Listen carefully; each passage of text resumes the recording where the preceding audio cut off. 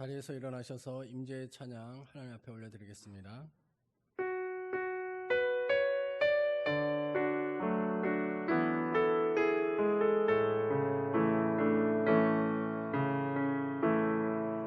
하늘의 문을 여소서, 이곳을 주목하소서. 주를 향한 노래가 꺼지지 않으니 하늘을 열고 보소서. 이곳에 임재하소서. 주님을 기다립니다.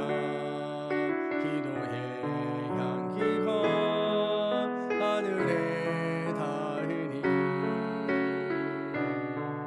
주여 임재하여 주소서. 이곳에 오셔서 이곳에 앉으소서. 이곳에서 예배를 받으소서. 주님의 이름만이 오직 주의 이름만 이곳에 있습니다. 이곳에 오셔서 이곳에 앉으소서. 이곳에서 예배를 받으소서. 주님의 이름만이 오직 주의 이름만 이곳에 있습니다.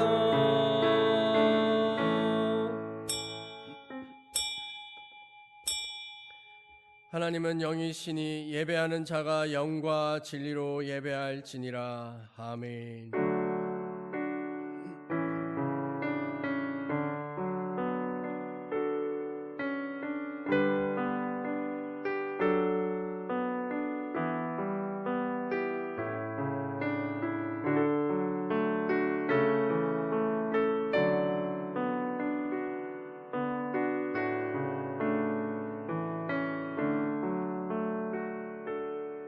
우리가 마음의 뿌림을 받아 악한 양심으로부터 벗어나고 몸은 맑은 물로 씻음을 받았으니 참 마음과 온전한 믿음으로 하나님께 나아가자. 하나님은 영이시니 예배하는 자가 영과 진리로 예배할지니라. 아멘. 영원히 찬송과 경배를 받으실 하나님 아버지, 저희들은 오늘도 주님의 풍성한 사랑을 힘입어 이렇게 성전에 나와 예배를 드립니다. 지난 한 주간 메마른 광야와 같이 거칠었던 저희들의 삶에 구름 기둥과 불 기둥으로 인도하여 주시고 폭염과 갈증 속에서도 은혜의 샘물이 마르지 않도록 공급하여 주신 것에 감사를 드립니다. 거룩한 주일에 베푸실 은혜를 사모하며 다시 한번 주님의 날개 아래로 모인 백성들에게 평안과 안식과 신령한 기쁨을 누리게 하여 주옵소서. 모든 영광을 성삼위 하나님께 올려드리오며 예수님의 이름으로 기원하옵나이다. 아멘. 성시교독 66번 시편 150편 말씀입니다. 할렐루야. 그의 성소에서 하나님을 찬양하며 그의 능하신 행동을 찬양하며 나팔 소리로 찬양하며 소고치며 춤추어 찬양하며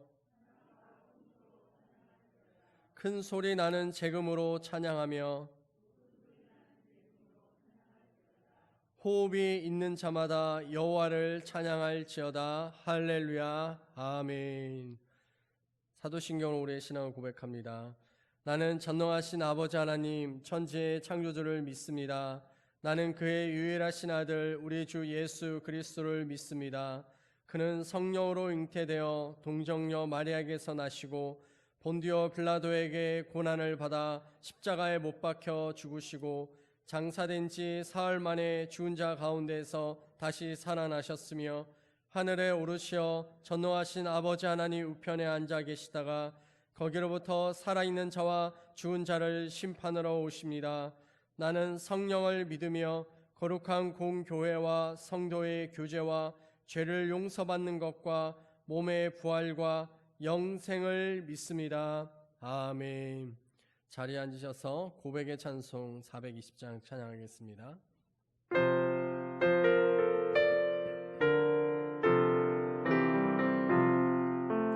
너 성결케 위해 늘 기도하며 너 주 안에 있어 늘 성경 보고 온 형제들 함께 늘 사귀면서 일하기 전마다 너 기도하라.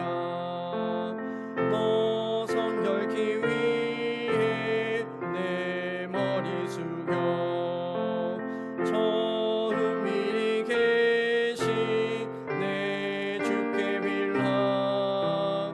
주 사귀어 살면 주 닮으리니 널 보는 이마다 주 생각하리.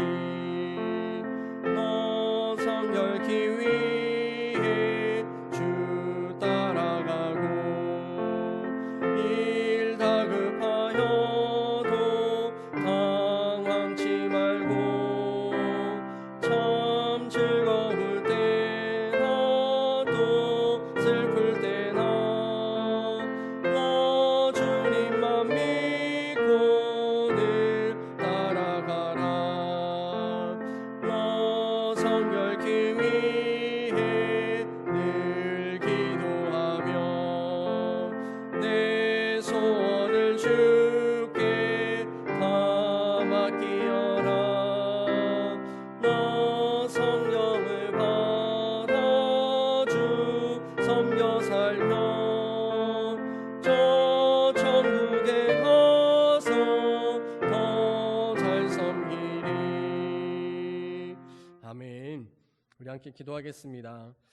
우리의 삶은 거룩함을 추구하는 자의 모습이다라는 것이죠. 지난 한 주간 삶 속에서 죄를 사랑하였던 모습들이 있다면 주여 용서하여 주십시오라고 기도하시고요.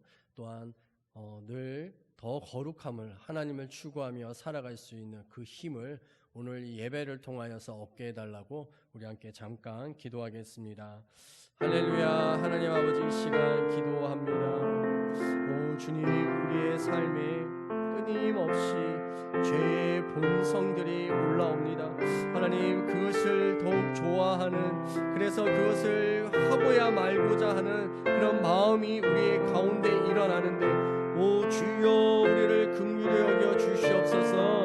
하나님, 우리의 죄를 용서하여 주시옵소서. 아버지 하나님의 이 말씀 앞에 하나님 서지 않으려 하는 우리의 죄악된 본성들을 하나님 예수 그리스도의 권세와 능력으로 하나님 꺾어버려 주시옵소서. 오 주님, 아버지 하나님께서 우리에게 주시는 그 은혜의 그 사랑 앞에 하나님 서기를 간구합니다. 주여 도와주시옵소서.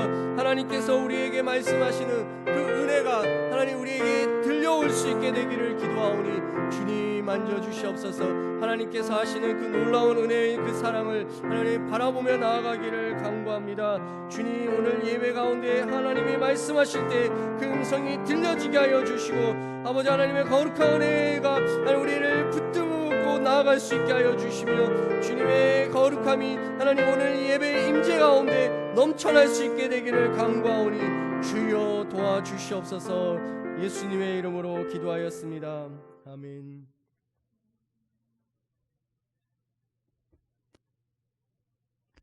하늘에 계신 우리 아버지, 아버지의 이름이 온 땅 가운데 거룩하게 되길 원합니다. 아멘. 죽을 수밖에 없는 우리를 사랑하셔서 독생자 예수 그리스도를 보내주시고 그를 믿는 자는 부끄러움을 당하지 않게 하시며 예수님을 주로 시인하면 구원을 받으리라는 말씀에 감사를 드립니다. 하지만 예수님을 나의 주인으로 섬기기보다는 세상의 것들의 종 노릇하고 내 생각과 방법대로 살았음을 고백합니다. 아멘. 주님, 십자가의 보혈로 나의 죄를 용서하시고 이 땅에 오셔서 십자가에서 죽으시고 부활하신 예수님을 내 인생의 주인으로 시인하며 말씀을 내 입에 마음에 새기고 구원으로 인도하는 삶을 살아가게 하옵소서. 아멘. 주님, 이 나라를 국률이 여겨 주시옵소서.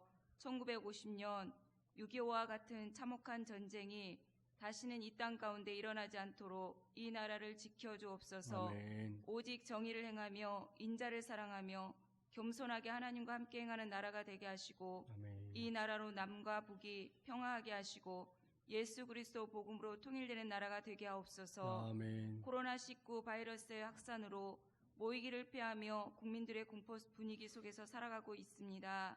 주님, 코로나19 바이러스의 치료약이 하루속히 만들어져 국민들을 공포 속에서 해방되고 주님의 전에 모이기를 힘쓰며 주님의 사랑과 평안을 누리게 하옵소서. 아멘. 구원을 베푸신 주님, 교회로 말씀 묵상과 나눔이 활발하게 이루어지길 원합니다. 아멘. 말씀 앞에 멈춰서는 시간들을 만들어가는 일상의 삶이 되게 하시고 아멘. 꾸준함으로 기도와 말씀 앞에 인내함이 영성이 되게 하시며 아멘. 로마 네오 황제가 그리스도인을 핍박하며 진정한 주인이 누구인지를 요구할 때 믿음을 지킨 기독교인들의 모습을 통해 주님을 나의 주인으로 온전히 인정하며 주의 이름을 부르는 자는 구원을 받으리란 말씀이 실체가 되었던 것 같이 오늘을 살아가는 이 세대 가운데도 말씀이 실체가 되고 경험되어지는 더 풍성한 삶을 살아가게 하옵소서. 아멘. 귀한 말씀 선포하시는 목사님께 영육간에 늘 함께 하시고 영광이 되고 놀라운 주님의 역사가 선포되고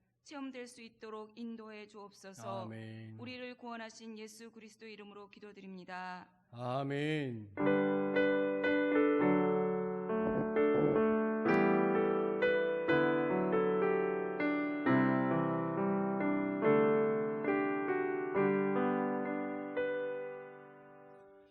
오늘 우리들에게 주시는 하나님의 말씀은 로마서 12장 9절에서 21절 말씀입니다. 로마서 12장 9절에서 21절 말씀. 제가 가진 성경으로는 신약성경 257쪽에 있습니다. 257쪽. 제가 봉독합니다. 사랑에는 거짓이 없나니 악을 미워하고 선에 속하라. 형제를 사랑하여 서로 우애하고 존경하기를 서로 먼저 하며 부지런하여 게으르지 말고 열심을 품고 주를 섬기라. 소망 중에 즐거워하며 환난 중에 참으며 기도에 항상 힘쓰며 성도들의 쓸 것을 공급하며 손 대접하기를 힘쓰라. 너희를 박해하는 자를 축복하라. 축복하고 저주하지 말라. 즐거워하는 자들과 함께 즐거워하고 우는 자들과 함께 울라.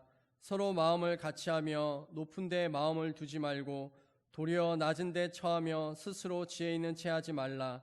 아무에게도 악을 악으로 갚지 말고 모든 사람 앞에서 선한 일을 도모하라. 할 수 있거든 너희로서는 모든 사람과 더불어 화목하라. 내 사랑하는 자들아, 너희가 친히 원수를 갚지 말고 하나님의 진노하심에 맡기라. 기록되었을 때 원수 갚는 것이 내게 있으니 내가 갚으리라고 주께서 말씀하시니라. 내 원수가 줄이거든 먹이고 목마르거든 마시게 하라. 그리함으로 내가 숯불을 그 머리에 쌓아 놓으리라. 악에게 지지 말고 선으로 악을 이기라. 아멘. 봉헌 찬송 359장 찬양하실 때 마지막 절은 일어나서 찬양하겠습니다.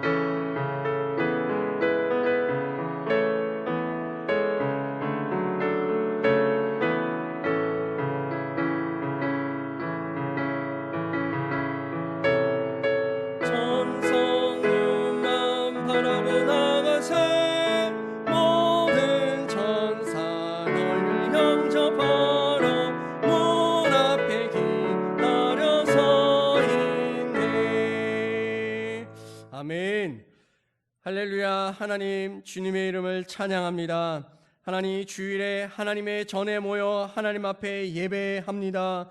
우리의 귀한 예물도 하나님 앞에 드립니다. 하나님, 우리의 재정은 우리의 소유가 아닌 것을 고백합니다. 이 모든 것은 다 하나님께로부터 왔고 하나님께서 모든 것을 받으시는 줄 믿습니다. 그러나 우리의 작은 부분이지만 우리의 모든 것으로 받아주시는 그 하나님이신 줄 믿사오니, 오 주여, 우리가 드리는 이 예물을 통하여서 아버지 하나님의 놀라운 은혜와 역사들이 우리의 삶 가운데 열매 맺혀지게 하여 주시옵소서. 하나님, 재정적으로 어려운 성도들이 있습니까? 하나님, 그 성도들의 그 삶에 하나님의 재정의 원리를 따라가게 하여 주셔서 하나님 풍성함을 경험할 수 있는 자들 되게 하여 주시옵소서. 또한 삶의 어려움과 문제들 속에서 하나님을 바라보며 믿음으로 살아가며 믿음으로 나아가는 자들 되게 하여 주셔서 아버지 하나님께서 하나님의 귀한 그 사랑을 체험할 수 있도록 우리를 이끌어 가 주시옵소서. 하나님, 코로나19로 인하여서 하나님 고통하고 아파하는 이들이 참 많습니다. 특별히 직장을 하나님에서 제대로 다닐 수가 없고 하나님 그 재정이 또 흘러 들어오지 않아서 어려움 속에 있는 성도들이 있습니다. 오 주여, 그들을 위로하여 주시고 아버지 하나님의 하늘의 만나를 열어 주시옵소서.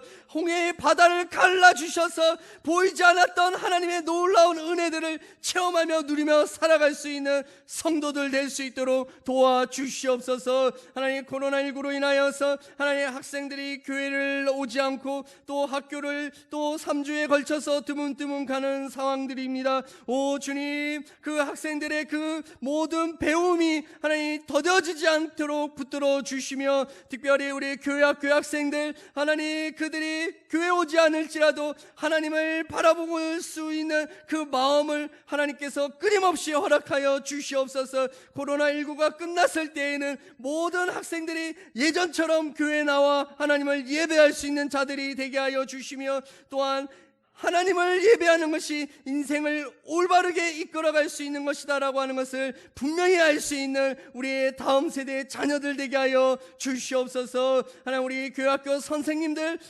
그 늘 학생들을 위해서 눈물로 무릎으로 기도하고 간구할 때 하늘에서 응답하여 주시고, 또한 하나님의 일들을 위하고 또 섬기고 있사오니 우리의 선생님들의 삶의 자리에 하나님께서 일하여 주시옵소서. 오늘 예배에 나온 모든 성도들의 삶 속에서 아버지 하나님이 들려주시는 그 말씀이 잘 지어진 밥처럼 먹히게 하여 주시고, 그 말씀이 힘과 능력을 경험할 수 있는 자들 되게 하여 주시옵소서. 이스라엘 백성들이 하늘에서 내려왔던 만나를 먹음으로 기적을 체험하였던 것처럼 하나님의 말씀이 잘 먹히면 일상의 삶 속에서 기적을 경험하는 일들이 일어나게 하여 주시옵소서.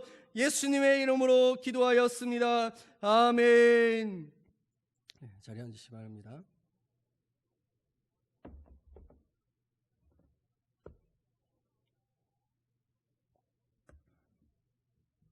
오늘 말씀의 제목을 파도를 보지 말고 바람을 보라라고 정했습니다.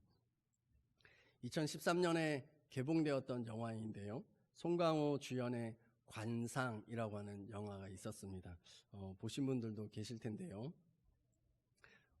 그 내경이라고 하는 이름의 역으로 나옵니다. 송강호 씨가요. 그래서 사람들의 관상을 보아주는 것인데, 자신의 집안이 몰락한 집안이었어요. 그래서 자기가 가지고 있는 이 관상을 보는 이 능력으로 다시 한번 자기의 집안을 한번 일으켜 보겠다. 그리고 자기에게 아들이 하나 있었는데 그 아들이 과거에 급제하여서 정부의 그 관리로 높은 관직을 얻는 것이 인생의 목적이었습니다. 그래서 시골에 살던 삶을 정리하고 한양으로 올라오게 되지요. 또 그 한양에서 사람들의 관상을 이렇게 봐주다 보니까 이게 기가 막힌 관상 해석이었던 거예요. 그래서 사람이 살아왔던 과거를 그냥 얼굴만 딱 보면은 줄줄줄줄 읊어내고, 그리고 앞으로 어떻게 살게 될지에 대해서 정말 쪽집게처럼 찝어내는 이런 관상쟁이가 됩니다. 이게 한양 이 바닥에 이렇게 쫙 소문이 나는 것이죠. 소문이 잘 나면 누구의 귀에까지 들어가게 되어 있을까요? 예, 왕의 귀에까지도 이 관상쟁이의 이야기가 들어가게 됩니다. 그래서 왕이 불러요. 왕은 당시에 단종이었었는데 이 단종이 뭘 요구를 하냐면 과거 시험을 치는 이 사람들의 관상을 잘 보고 이 사람은 관직을 맡아서는 안 되겠다 싶은 사람들은 걸러내 달라는 거예요. 걸러내 주고, 그리고 혹시라도 신하들 중에 역성혁명, 이 왕을 몰아내고 자기가 왕이 되려고 하는 그런 신하가 있으면 미리 얘기해 달라라고 하는 이 요구를 왕으로부터 받게 됩니다. 이러면서 이제 일이 좀 커져가기 시작하는 것이죠. 국사 시간에 배웠죠. 단종을 몰아내고 왕이 된 사람 누구였나요? 수양대군이었죠. 이 사람이 역성혁명의 이 관성을 가지고 있는 겁니다. 그러면서 이 사람이 이제 왕권을 자기가 먹으려고 하는 이 여러 많은 일들 속에 이 송강호의 이 내경이라고 하는 역을 갖고 있는 송강호 씨가 이렇게 폭풍과 같이 휩싸이기 시작하면서 일이 더 커져버리는 뭐 이런 사건으로 되게 됩니다. 결국 이 수양대군에 의해서 송강호의 아들은 화살을 맞고 죽습니다.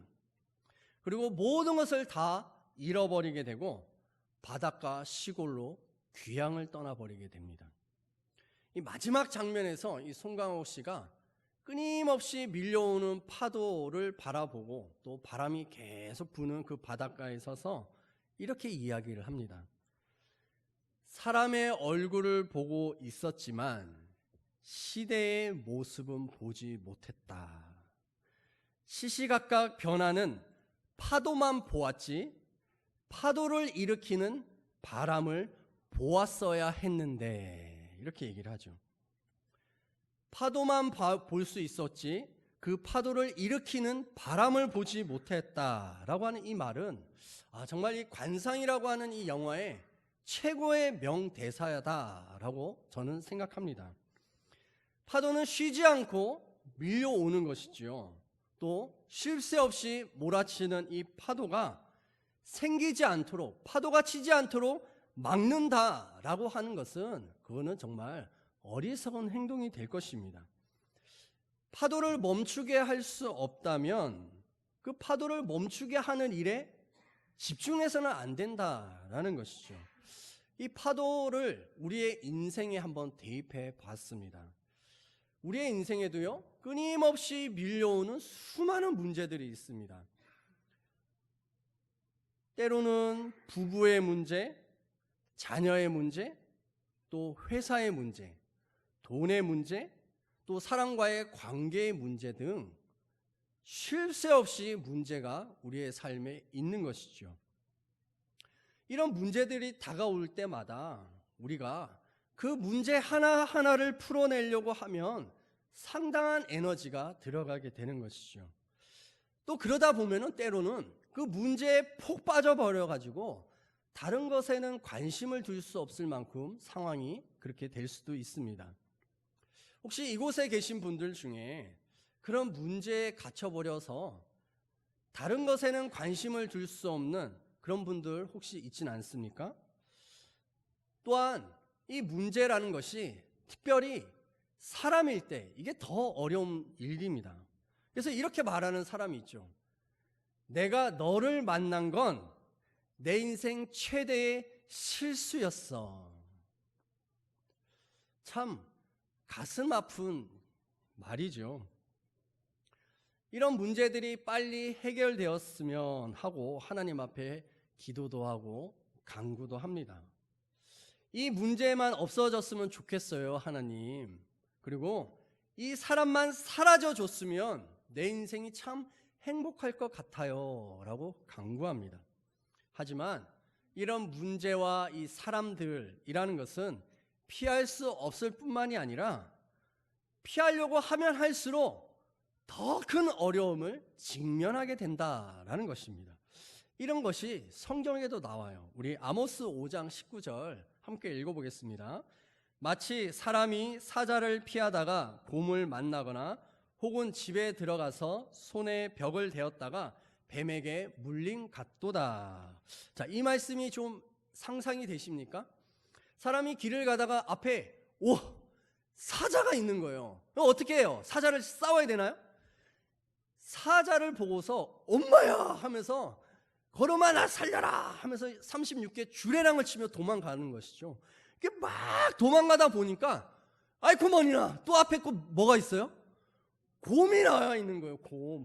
이 곰 어떻게 해요? 또 곰을 피해서 또 죽어라 도망가고 달리는 것이죠. 그러다가 잘 피해가지고 이제 자기 집으로 싹 들어갔습니다. 들어가가지고 얼마나 힘들게 달려왔는지 벽을 딱 손에 짚고 하면서 가쁜 숨을 몰아쉬고 있는데 손이 아야 하면서 아파요. 손을 보니까 뭐가 물고 있는 거예요? 독사가 손을 물고 있는 거예요. 그 말씀입니다. 그 말씀. 피하려고 문제를 회피하려고 한다. 또 문제를 해결하려고 한다라고 하면 할수록 결국에는 더 어려움에 직면하게 된다라는 것이죠. 이와 같은 일이 우리가 오늘 읽었던 본문 말씀에도 있습니다. 14절에 보면 너희를 박해하는 자들이라고 말합니다. 너희를 박해하는 자 누굴까요? 이 로마서가 당시 로마 제국이 다스리고 있었던 때 쓰여졌던 책이라고 말씀드렸지 않습니까? 이 로마 제국은요, 다른 나라와 전쟁을 해서 그 전쟁을 승리하고 그 포로들을 데리고 와서 그 포로들의 노동력 기반 위에 세워진 나라가 로마 제국이었습니다. 그래서 이 노예다라고 하는 것은 인간 취급이 아니에요. 그러니까 인권이라는 것은 있을 수가 없는 것이죠. 이 고린도에서 보낸 일주일이라고 하는 책을 보면 이런 내용이 나옵니다. 포로로 사람들이 한 가족이 잡혀왔어요. 잡혀와서 이 노예 시장에 매물로 나온 겁니다. 그래서 어떤 사람은 돈을 부르는 것이죠. 나 그 사람 얼마에 사겠습니다 해서 아버지는 어떤 사람에게 팔려가고 어머니는 또 다른 사람에게 팔려가고 또 자식은 또 다른 사람에게 팔려가고, 그래서 노동시장, 그 노예를 파는 그 시장에서 살아생전에 아버지와 어머니, 자식을 마지막으로 보는 겁니다. 팔려가는 그때 그 장면이 어떨까요? 아들의 이름을 불렀을 것이고요. 아버지, 아버지 부르고 엄마, 엄마 하면서 눈물을 뚝뚝 흘리면서 그렇게 생이별하는 그 장면이 그 당시의 상황이다라는 것입니다. 살았는지 죽었는지, 살아있다면 어디에 살고 있는지, 살아생전에는 다시는 소식도 들을 수도 없고 볼 수도 없었던 그 사람들이 바로 로마 제국에서 노예와 같이 살고 있었던 대부분의 사람들이었다라는 것입니다. 또한 이 로마 제국에 있었던 기독교인들은 가짜뉴스와 모함에 늘 시달렸던 사람들이었습니다. 이 당시 기독교인들을 향하여서 사람들이 뭐라고 손가락질을 했냐면, 쟤네 그리스도인들이라고 하는 쟤네들은 근친상간을 하는 못돼먹은 사람들이야. 인륜이라고 하는 사람의 이 도덕이라고 하는 것은 없는 자들이야 라고 치부당하였던 사람들이었습니다. 왜 그러냐면 우리가 교회에서 형제와 자매들을 뭐라고 불러요? 제가 금방 말씀드렸잖아요. 형제와 자매라고 부르잖아요. 그러니까 형제와 자매라고 부르는 사람들이 또 때로는 뭐도 해요? 결혼도 합니다. 그러니까 믿지 않는 사람들이 보기에 아니 쟤네들은 뭐야? 형제와 자매라고 얘기해놓고 지네들끼리 서로 결혼하네? 근친상간이네? 이렇게 오해했다라는 것이죠. 또한 그리스도인들을 바라보면서 뭐라고 말했냐면, 쟤네들은 인간의 살과 피를 식욕을 하는 자들이야, 그런 종교야 라고 얘기를 했습니다. 인간의 살과 피를 먹는다, 이건 뭐를 오해한 거였을까요? 성찬식을 오해했던 것이죠. 예수님의 살, 예수님의 피라고 하는 빵과 포도주를 나눠 먹는 이 의식을 믿지 않는 자들은 저들은 사람의 살과 피를 먹는 자들이야 라고 손가락질했다라는 것입니다. 그래서 기독교를 믿는다라고 하는 것은 이거는 불명예스러운 것이고 나는 그리스도인입니다 라고 말하는 것은 굉장히 어려운 시대였습니다. 그럼에도 불구하고 지금 성경은 뭐라 말하고 있느냐, 이런 박해받는 삶에 대해서 이야기하고 있다라는 것이죠. 근데 오늘 말씀을 잘 보면 이런 박해자, 원수를 향하여서 이 원수와 박해자가 없어지게 기도해라 라고 하는 말이 있습니까? 없습니까? 없어요. 도리어 뭐라고 말합니까? 우리 19절 함께 읽어보겠습니다. 시작.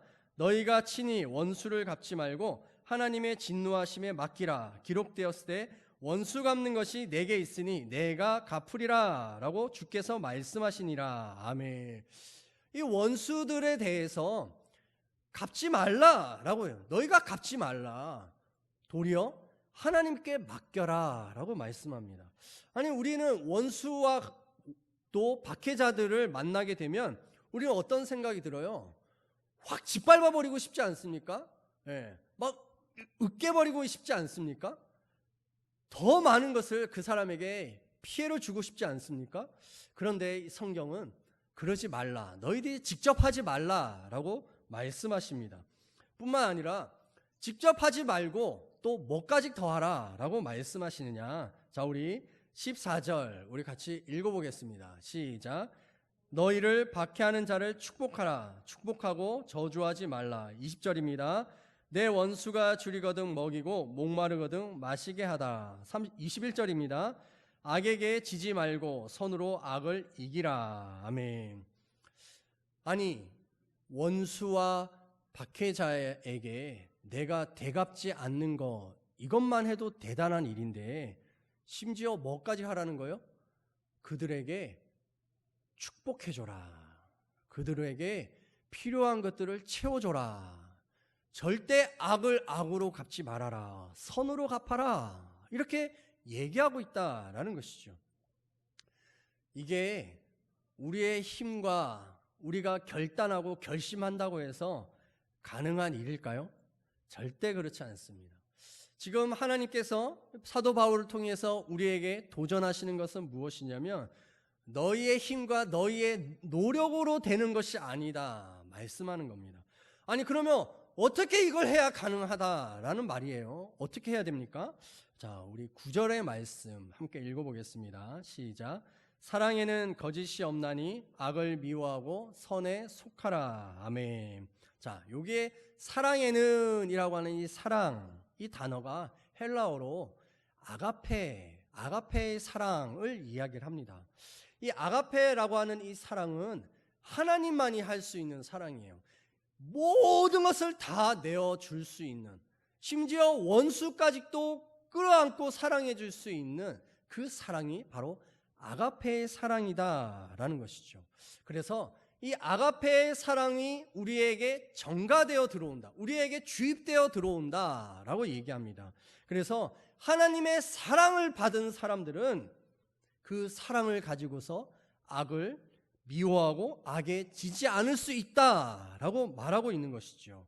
그러나 이 하나님이 우리에게 주시는 이 아가페의 사랑이 우리에게 들어온다고 해도 우리가 할 수 있는 사랑은 뭐와 같으냐라고 하면 10절에 보면은 형제를 사랑하여 라고 말하고 있습니다. 이 형제를 사랑하여 같은 사랑인데요, 9절에 나오는 사랑에는 이라고 하는 이 사랑과 우리 한글 성경은 똑같은 사랑이라고 하는 단어를 쓰고 있습니다. 그러나 10절에 나오는 형제를 사랑하여 라고 하는 이 사랑은 아가페의 단어를 쓰고 있는 것이 아니라 필라델피아라고 하는 형제 자매 사랑을 이야기하는 단어를 쓰고 있다라는 것이죠. 번역만 같은 사랑이라고 하는 단어이지 헬라어 단어는 다릅니다. 결국 아가페의 사랑을 받은 사람만이 형제를 사랑할 수 있는, 자매를 사랑할 수 있는 필라델피아의 사랑을 기껏해야 그 사랑을 할 수 있다라고 말하는 것이죠. 이 단어 아가페와 필라델피아, 필레오라고 하는데요, 이 단어가 또 어디에 나오느냐 하면 예수님께서 십자가에 못 박히실 때 베드로가 예수님을 세 번 부인합니다. 나는 저 인간 몰라요. 심지어 저주까지 하지요. 그랬던 베드로가 자기에게 엄청나게 실망하고 내까짓 게 무슨 예수님의 제자라고, 난 그냥 내 본업인 고기나 잡으러 가야겠다라고 하고 갈릴리 바닷가로 돌아가게 되지요. 부활하신 예수님께서 이 시몬 베드로를 갈릴리 바닷가로 찾아오십니다. 그래서 그 시몬 베드로에게 예수님께서 이렇게 물어보십니다. 요한의 아들 시몬아, 내가 나를 사랑하느냐? 이렇게 물어보십니다. 이 사랑하느냐라고 하는 이 사랑이 아가페의 사랑이라는 거예요. 너 나를 3번이나 부인하고 저주까지 했던 시몬 베드로, 너 나를 아가페의 사랑으로 사랑해? 아가페의 사랑으로 사랑할 수 있는 거야? 라고 물어보시는 거예요. 이것에 대해서 베드로가 뭐라고 대답하냐면, 네 주님, 제가 주님을 사랑하는 줄 주님이 아십니다. 이렇게 대답해요. 내가 주님을 사랑하는 줄이라고 하는 이 사랑하는 이 사랑은 헬라어로 필레오라고 하는 단어를 쓴다라는 것이죠. 예수님, 저를 아가페의 사랑으로 해주셨지만 저는 예수님을 필레오의 사랑으로, 필라델피아의 사랑으로 밖에는 할 수 없는 사람인 줄 주님이 아시지 않습니까? 이런 대답인 것이죠. 저의 한계를 저는 알고 있습니다. 그래서 이 하나님의 절대적인 아가페의 사랑이 부어져야지만 내가 그나마 다른 사람들을 사랑할 수 있는 줄 주님이 아십니다. 라는 고백이 되는 것이죠. 자, 그래서 우리의 삶 속에서 정말 부어져야 할, 정말 있어야 할 것이 무엇이냐면 이 하나님의 전적인 사랑, 아가페의 사랑이 우리에게 있어야 한다라는 것입니다.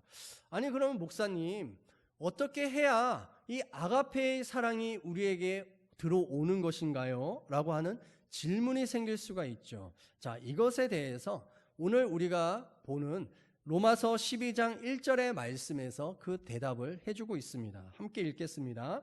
그러므로 형제들아, 내가 하나님의 모든 자비하심으로 너희를 권하노니 너희 몸을 하나님이 기뻐하시는 거룩한 산 제물로 드리라. 이는 너희가 드릴 영적 예배니라. 아멘. 하나님께 온전한 예배를 드리는 이 영적 예배가 될 때에 아가페의 사랑을 경험하고 누릴 수 있다라고 말씀하고 있는 것이죠. 자, 이 말씀에 보면 거룩한 산 제물이라고 얘기합니다.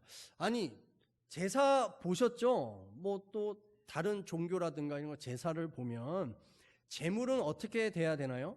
제물은 죽어야 제물인 겁니다. 살아있는 산 제물 드리는 종교는 없습니다. 근데 지금 뭐라고 말씀하고 있습니까? 너희를 어떻게 드려라? 산 제물로 드려라 라고 말합니다. 산 제물, 이 역설적인 말이죠. 이 말은 무슨 뜻입니까? 우리가 세상을, 일상을 살아가고 있는 그 삶의 그 자리에서 마치 죽은 제물처럼 하나님 앞에 예배해야 한다라고 말합니다. 일상이 우리의 삶의 예배가 돼야 한다라고 말하는 것입니다. 제물이 된다라고 하는 것은 궁극적으로 무엇이냐면 우리의 생각과 우리의 결정을 내려놓는 겁니다. 하나님 앞에 예배 드릴 때 내 생각과 내 방법과 나의 결정을 철저하게 내려놓고 하나님께서 예배의 자리에서 지금 무엇을 말씀하시는가를 귀담아 잘 듣고 그 말씀을 마음에 생기고 기억하고 있어서 그 어떤 일들이, 문제들이 생겼을 때 그 문제를 바라보는 우리의 시각이 우리의 생각이 아니라, 우리의 결정이 아니라 하나님께서 뭐라고 말씀하시는가를 들을 수 있는 그 사람이 바로 거룩한 산 제물과 같이 영적 예배를 드리는 사람이다라고 말하고 있다라는 것입니다. 그래서 우리가 하나님 앞에 이 영적 예배를 드리는 이 삶은 우리의 인생에 있어서 너무나도 중요한 것이다라는 것입니다. 오늘 지금 이 시간에도 성령님께서는 여러분 한 사람 한 사람의 이 마음속에 음성으로 들려주고 계십니다. 어떤 사건들에 대해서, 문제들에 대해서, 또 여러 가지 결정하고 행동해야 할 사건들에 대해서 하나님께서는 말씀하십니다. 또한 저는 목사님 그런 음성이 잘 안 들리는데요 라고 하시는 분이 계시다면 하나님 앞에 물어보십시오. 하나님, 내가 이것을 어떻게 해야 할까요? 라고 한다면 분명히 하나님께서는 말씀하실 줄 믿습니다. 그래서 우리는 이 예배에 성공하는 사람들이 되어야 한다라는 것이죠. 그래서 예배에 성공할 수 있는 이 방법, 그리고 예배에 성공했다라고 하는 것을 그러면 어떻게 알 수 있느냐? 내가 예배에 성공했어 라고 어떻게 알 수 있느냐? 우리 로마서 12장 2절 말씀 함께 읽겠습니다. 너희는 이 세대를 본받지 말고 오직 마음을 새롭게 함으로 변화를 받아 하나님의 선하시고 기뻐하시고 온전하신 뜻이 무엇인지 분별하도록 하라. 아멘. 자, 영적 예배를 드리는 사람의 변화가 일어나는데 어떤 변화가 일어나요? 마음이 새롭게 된다라는 것이죠. 내 문제에 급급해가지고 그 문제 해결에만 집중하며 살았던, 그리고 그 문제가 해결되어지지 않으면 아파하고 고통하고 정신적으로 이 충격을 받게 되고, 이런 문제들에 대해서 예배에 성공하게 되면 문제가 변화되어지지 않아도, 해결되어지지 않아도 그 문제를 바라보는 우리의 시각이 바뀌게 된다라는 것이죠. 그래서 때로는 이 예배를 통하여서 힘이 솟고 기쁨이 솟아나오며, 또한 거센 파도가 몰아치는 세상을 향하여서 세상아 나에게 덤벼라, 맞짱 뜨자라고 하는 이런 용기가 우리의 마음속에 일어난다라는 것이죠. 그래서 세상 사람들이 살아가는 삶의 방식으로 살지 않는 것입니다. 세상에서는 원수와 박해자들을 향하여서 어떻게 하라고 얘기합니까? 한 대 맞으면 10대를 때려. 이게 세상의 방법이에요. 원수들 짓밟아 버려. 그래서 다시는 고개를 쳐들지 못하도록 만들어 버리는 거야. 이게 세상의 방법이다라는 것이죠. 그러나 하나님의 방법, 마음이 새롭게 변화되어지는 하나님의 자녀들, 이 예배에 성공한 사람들은 문제를 문제로 바라보지 않고 문제 너머에 계시는 하나님을 바라보게 되며, 또한 파도를 일으키고 있는 그 바람을 해석해낼 수 있는 능력이 생긴다라는 것이죠. 자, 그래서 우리의 삶에서 끊임없이 일어나고 있는 이 원수와 박해자들, 그리고 이 문제들, 이것을 가만히 잘 들여다보면요, 이것은 하나님께서 우리를 하나님의 백성 만들기 위해서 사용하고 있는 사포와 같은 역할이다라는 거예요. 나무를 매끄럽게 다듬기 위해서 사포질 하잖아요. 그런 사포와 같은 역할로 사용하고 있다라는 것입니다. 악역을 맡고 있는 거예요. 악역은 누구나 하고 싶지 않은 일입니다. 그리고 그 악역을 맡은 사람도 얼마나 고통하고 아프겠습니까? 누구를 때문에 그 사람, 그 문제가 악역을 맡고 있는 거예요? 우리를 구원하기 위해서, 우리를 하나님의 자녀로 더 만들어내기 위해서 하나님께서는 우리 옆에 그 사포와 같은 하나님의 악역을 맡고 있는 그 사람들을 우리 옆에 붙여놓고 있다라는 것이죠. 그렇기 때문에 아무리 없어지게 기도해봤자 하나님께서는 우리를 구원하시기 위한 방법으로 쓰고 있는 것이기 때문에 그거 없애지 않습니다. 더 붙입니다. 심지어 우리가 도망가면 더 큰 사포, 더 거친 사포를 우리에게 내어놓는 것이죠. 자, 그래서 우리의 삶에 정말 필요한 것은 무엇이냐면 영적 예배의 성공입니다. 예배의 성공. 자, 제가 예배가 우리 몸에 뭐와 같은가라고 하는 것을 한번 생각해 봤는데요. 예배는 마치 우리 몸의 골반과 같다라는 생각이 들었습니다. 우리의 이 몸에 골반이 이렇게 틀어지면 뭐가 틀어지게 되어 있어요? 이 척추뼈가 또 휘게 되어 있습니다. 척추뼈가 휘면 목뼈도 휘게 되고, 이 뼈들이 휘면 무엇을 자극해요? 신경을 자극합니다. 그래서 다리가 뻣뻣하고 찌릿찌릿하고 땡기고 시리고 이런 일들이 일어나게 되는 것이죠. 또한 이 척추가 휘면 속에 있는 장기들도 제자리에서 비껴나게 됩니다. 그러니까는 속에 병들이 생기고 온 육체가 병으로 고통하고 아파하게 되는 것이죠. 그러나 이 틀어진 이 골반을 바로 잡으면 뼈들이 정렬되어지고 정돈되어지고 아픈 부위들이 회복되어지는 일들이 일어나게 된다라는 것입니다.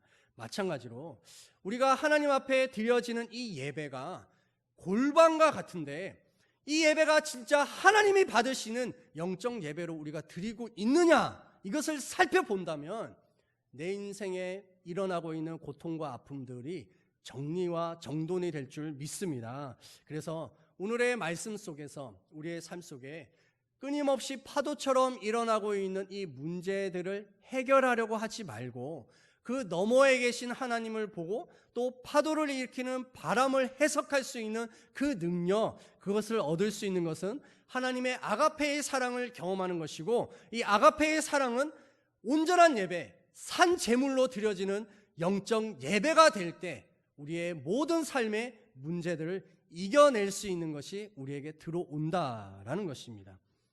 제가 군대에 있을 때 있었던 일입니다. 저는 재수를 했고 또 교회 청년부와 학교에서 훈련받았던 선교단체에서 있다 보니까 남들보다 1년 늦게 군대를 갔습니다. 그러니까 재수해서 1년 늦었죠. 또 훈련 받는다고 또 1년 늦었죠. 그래서 2년 이상이 저는 친구들, 제 나이대에 군대 가는 사람들보다 늦게 군대를 갔습니다. 그래서 자대 배치를 딱 받았는데 그 이등병이잖아요. 얼마나 어리버리하고 뭐 아무것도 모르죠. 그 자대 배치를 딱 받았는데 제 위에 8개월 된 고참이 있었습니다. 이 고참이 저를 부르더니 이 A4 종이 한 장을 딱 주면서 이거 일주일 내에 다 외우라는 거예요. 그게 뭐냐면 내무반에 함께 살고 있었던 80명의 고참들 서열, 누구부터 쫙 서열, 그리고 계급, 그리고 이 사람들이 어떤 일들을 하고 있는지에 대한 보직, 이것을 일주일 줄 테니까 다 외우라는 거예요. 그러고 나서 일주일 딱 뒤에 이 고참이 저한테 와가지고 중간에 있는 누구 이름을 딱 말하는 거예요. 이 사람 계급, 직업, 뭐 보직, 뭐 이렇게 물어보는 거예요. 뭐 대답을 할 수가 있어야죠. 어리버리 뭐 이러고 있으니까 안 외웠어 하면서 바로 욕이 나오고 막 뭐 도저히 들을 수 없는 그 말들을 생전 처음 들은 겁니다. 그래서 막 한 주 더 줄 테니까 한 번 더 이거 못 외우면 너 그때 각오해, 뭐 소확장으로 집합해, 뭐 이런 무시무시한 말들을 하는 거예요. 그래서 아니 아무리 외우려고 해도 80명이나 되는 사람들의 이 순서를 어떻게 다 외워요? 그 천재도 아닌데. 근데 더 문제는 뭐냐면 이 고참과 저가 이 비슷한 보직을 갖고 있었던 거예요. 그 시설이라고 하는 시설대에 있었었는데 이 사람과 때로는 부대 밖에 있는 시설을 이렇게 같이 2인 1조로 이렇게 시찰도 하고 뭐 그랬었습니다. 근데 하루는 그 고참과 같이 시찰을 나갔어요, 밖에. 근데 또 그 고참이 저한테 물어보는 거예요. 중간에 누군가 딱 이름을 부르더니 그 사람 서열 몇 번째냐느니, 계급은 뭐냐느니, 보직은 뭐냐느니, 제가 대답했을까요, 못했을까요? 어리버리했죠. 뭐 대답 못했습니다. 그러자마자 바로 이 고참이 대가리 박아! 이러는 거예요. 그 대가리 박아야 될 그곳이 뭐였었냐면 자갈밭이었습니다. 자갈밭. 근데 머리 어떻게 박아요? 머리만 이렇게 하고 손은 또 뒤로 이렇게 하잖아요. 그 한 2, 3주 지나면 머리가 이렇게 두피가 이렇게 떠올라옵니다. 근데 그 머리를 박고 있는데 속에서는 부글부글 끓어오르잖아요. 그리고 막 속에서 막 온갖 욕이 저 마음속으로 뱉으면 안 되잖아요. 마음속으로 일어나고 무엇보다도 지나가는 사람들이 있잖아요. 얼마나 부끄럽고 그러든지 속에서는 막 죽을 것 같은 거예요. 그래서 또 내무반 돌아와도 그 고참 얼굴 보는 게 너무나 싫고 속에서는 그 고참만 보면은 막 욕이 튀어나올 것 같고 막 미치고 환장할 일인 거예요. 이렇게 살다가 죽을 수도 있겠다 이런 생각이 들었었는데 어느 날 부대에서 이렇게 예배를 드리는데 갑자기 팍 들어왔던 생각이 뭐였냐면 이렇게 해서는 안 된다. 이러면은 내 군생활 제대로 못한다라고 하는 생각과 함께 그 사람을 축복해야 된다. 이런 마음이 확 들어왔던 거예요. 그래서 제가 그 사람을 계속 축복하기 시작해요. 에이 복 받아라! 이러면 예수 믿고 복 받아라! 복 받아라! 그러면서 계속 그 사람의 이름을 복 받아라, 축복한다, 너는 하나님의 자녀가 돼야 된다 하면서 속으로 계속해서 기도했습니다. 그렇게 한두 달이 정도 딱 지났는데 어느 날 제가 내무반에 이렇게 앉아 있는데 그 고참이 제 옆으로 탁 오는 거예요. 오면서 뭐라고 말하냐면 사실은 그 고참이 저와 같은 대학을 다녔어요. 예. 학번도 같은 학번이었습니다. 그리고 이 공과대학이었었는데 저는 전기공학과, 그 고참은 기계공학과. 그 고참이 딱 오더니 야, 명희야, 어차피 제대해서 학교에서 계속 얼굴 볼 건데 우리 친하게 지내자 이렇게 얘기를 하는 거예요. 예. 그렇잖아요. 뭐 군대에서 평생 있을 것도 아니고 다 제대하고 돌아갈 건데 학교에서 보게 되지 않습니까? 또 같은 학번이니까.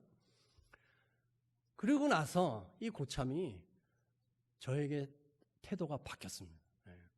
뭐 먹을 거 있으면은 사다 주기도 하고 또 어떤 문제가 생겼을 때 바람막이처럼 보호해 주기도 하고 정말 잘 지냈습니다. 그리고 먼저 제대하고 나서 학교에서 어떻게 됐을까요? 만났습니다. 예. 아, 반갑다고 만나고 악수하고, 예, 어떻게 잘 지냈냐고 얘기하고. 그리고 나중에 이 고참이 저보다 먼저 졸업했죠. 전 군대를 늦게 갔으니까. 졸업하고 나서 졸업한 날 이 고참한테서 전화가 왔어요. 예. 야, 나 오늘 졸업했다. 축하드려요. 뭐 이렇게 고참이라고 저는 계속 불러드렸습니다. 뭐 축하드려요. 잘 사시고요. 뭐 이러면서 서로 축복해주고 그렇게 해서 전화를 끊었어요. 예. 지금도 기억이 납니다. 그때 그 상황의 이 반전, 이것은 예배 때 하나님의 이 음성과 같이 저의 마음속에 들어왔을 때 세상의 가치관으로, 세상의 방법으로 살아가는 것을 그치고 하나님의 방법을 선택했을 때 문제는 해결되어지지 않았지만 그것을 뛰어넘을 수 있는 놀라운 은혜를 경험하게 되었다라는 것이었습니다. 여러분들의 삶 속에서 어떤 어려움과 문제들 또한 박해자와 원수들이 있습니까?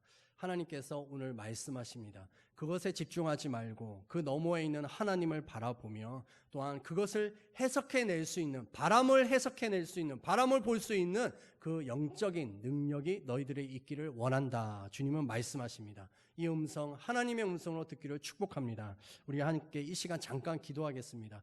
하나님, 나의 삶 속에 있는 이 원수와 이 박해자들, 이것이 없어지기보다는 하나님의 음성이 들려지게 하여 주시고 그 너머를 볼 수 있는 영적인 눈이 열려지게 하여 주시옵소서. 함께 기도하겠습니다. 할렐루야. 하나님 아버지, 이 시간 기도합니다. 우리의 삶에 늘 하나님께서는 말씀하십니다. 내 원수가 줄이거든 먹이고 목마르거든 마시게 하라. 악에게 치지 말고 선으로 악을 이기라 말씀하고 있습니다. 오 주여, 우리의 삶이 하나님 선으로 이길 수 있는, 악을 이길 수 있는 영적인 능력자들이 되게 하여 주시옵소서. 이 세상의 방법과 가치관으로 살아가는 자들이 아니라 하늘의 방법과 하늘의 놀라운 능력으로 살아갈 수 있는 모든 성도들 될 수 있게 되기를 기도하오니 주여 긍휼히 여겨 주시옵소서. 예수님의 이름으로 기도하였습니다. 아멘. 교회 소식 알려드리겠습니다. 오늘 11시 예배 후 1층 로비에서 청년부 모임의 시간 갖도록 합니다. 목자 북토크입니다. 6월 30일 이번 주 화요일 오후 6시 반에 조선행 권사님 가정에서 책 나눔이 있습니다. 다음 주 안내입니다. 들어오시면서 주보에 맥주 감사헌금 이 헌금 봉투를 받으셨을 것입니다. 이 헌금 봉투에다가 좀 기도 제목을 쓰십시오. 이 뒤에 보면은 또 여백이 있으니까 기도 제목을 쓰시고 감사의 제목을 쓰셔서 그것을 또 보면은 기도할 수 있고 또 함께 나눌 수 있거든요. 그래서 맥주 감사헌금에 1월에서 6월까지 한 해의 절반 속에 하나님께서 행하신 놀라운 은혜와 감사, 기도 제목 꼭 적어주시기 바랍니다. 그리고 원래는 부활절 전주에 입교와 세례식을 했어야 되는데 코로나19 때문에 좀 연기했었는데 다음 주 맥주 감사 주일에 하겠습니다. 그래서 입교는 김수민 학생이고요. 또 세례는 안수원 성도님이시며 두 분이신데 목자들에게 이 장미꽃 신청을 해주시고 또 우리가 마스크를 다 쓰고 또 감염병 이 손소독이나 이런 걸 다 했기 때문에 예전처럼 그냥 바구니가 준비되어 있을 거예요. 그 바구니에다가 이렇게 장미를 꽂아주는 축하 순서 우리 그대로 예전처럼 갖도록 하겠습니다. 그래서 이 2부 예배 때는 좀 해당이 안 될 수도 있어요. 왜냐하면 3부 예배 때 이 예식이 있기 때문에 그래도 난 다음 주에는 축하를 위해서 3부 예배 드려야겠다 하시는 분 계시면 목장에게 신청해 주시기 바랍니다. 그리고 1층 필경대에 보면 서명하는 게 있어요. 그게 뭐냐면 남양호의 돈사, 이 돼지 이 축사죠. 이게 많이 지금 되어 있어서 이 남양호를 더럽히고 있습니다. 그래서 이 가축 분뇨를 하수 종말 처리 시설을 해서 처리할 수 있도록 요구하는 것이고, 또한 이 행정 실태 바로 세우기 위한 공익 감사를 청구하는 그런 서명입니다. 그래서 우리 화성의 이 지역을 좀 더 깨끗하고 아름답게 가꾸기 위한 하나의 어떤 방법이기 때문에 1층에 보면은 그 서류가 있어요. 내용들이 있습니다. 그래서 내용들도 한번 보시고, 또 동의하시는 분들은 또 서명을 해주시고, 서명하실 때에는 반드시 마지막 주소 끝자리까지 다 쓰셔야 돼요. 그게 있어야지만 그건 인정이 되는 겁니다. 그래서 그렇게 해주시고요. 7월 예배 준비와 예배 안내 담당 확인해 주시기 바랍니다. 정회 1분기도 계속 해주시고요. 그리고 목회자 이 사임과 부임 그 인사를 드리겠습니다. 먼저 조남기 목사님 사임을 오늘 예배로 인해서 사임을 하십니다. 나오셔서 인사해 주시고요. 지역아동센터의 법 속에는 60이 넘으면 퇴직하게 되어 있어요. 그래서 우리 조남기 목사님께서 그 연세가 되셔서 더 이상 지역아동센터에서 근무할 수가 없으셔서 퇴직을 하시는 겁니다. 그래서 좀 인사 말씀 한마디 하시면 좋습니다. 네. 들어가시면 됩니다. 광천에서 지금 대안학교를 준비하기 위한 정말 바쁜 일들을 하고 계시는데 시간을 내셔서 저희 교회에서 사역을 해주신 겁니다. 너무 감사하고요. 부임입니다. 장홍의 목사님과 항영희 사모님, 두 분 앞으로 나와주세요.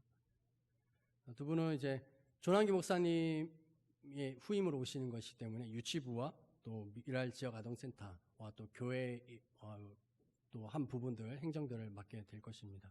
네, 한마디 인사 해주시면 네, 박수로 환영하겠습니다. 네. 우리 목사님들을 위해서 생각하실 때 계속 기도 많이 해주시고 또 격려해 주시고, 또 조남기 목사님 그 광천 그 참 좋아요. 그 한번 놀러 가셔도 좋을 것 같습니다. 언제든지 환영해 주실 것이죠? 네, 그래서 네, 우리 자리에서 일어나셔서 마침 기도와 축도로 마침 찬송과 축도로 예배를 마치겠습니다.